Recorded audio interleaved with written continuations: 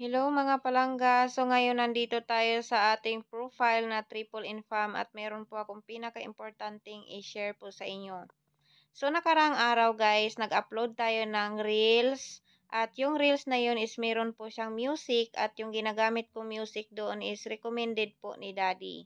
Hindi ko lang po lubos akalain na yung music na yun is magkaroon po ng copyright match at ito po ang nangyari sa aking dashboard. So, ipakita ko lang po sa inyo kung ano po yung nagbago sa aking dashboard. So, dito tayo sa monetization. So, ayan. Tapos, dito sa live ads po. Ayan, up lang natin. So, dito mga palangga, kung nakikita nyo po dito sa content monetization policies, kahapon po at nung mga nakarang araw is green check po yan dyan. Naka-green check po. At nung nagkaroon ako ng violation doon sa reels na in-upload ko nakaraang araw at pag-check ko po dito sa aking monetization at ito na po ang nangyari.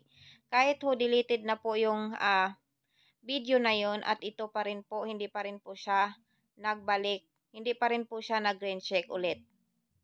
So, hindi lang po ako sure kung yun ba talaga ang dahilan kung bakit nagkaganyan po yung dito. At nakakalungkot lang po mga palangga kasi kunti na lang po yung kulang natin is ma-unlock na po natin dapat yung ating live ads. Yun po ang ano. Di lang po ako sure kung yun ba talaga ang dahilan yung pag-upload ko ng reels na yun. Pero yung music na binigay naman po doon is recommended po ni Daddy. So, ayan na guys, mag-ingat pa rin po tayo sa mga music na ginagamit natin kahit po recommended po ni Daddy yun.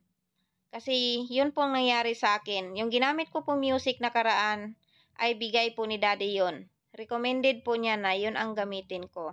So, yun lamang.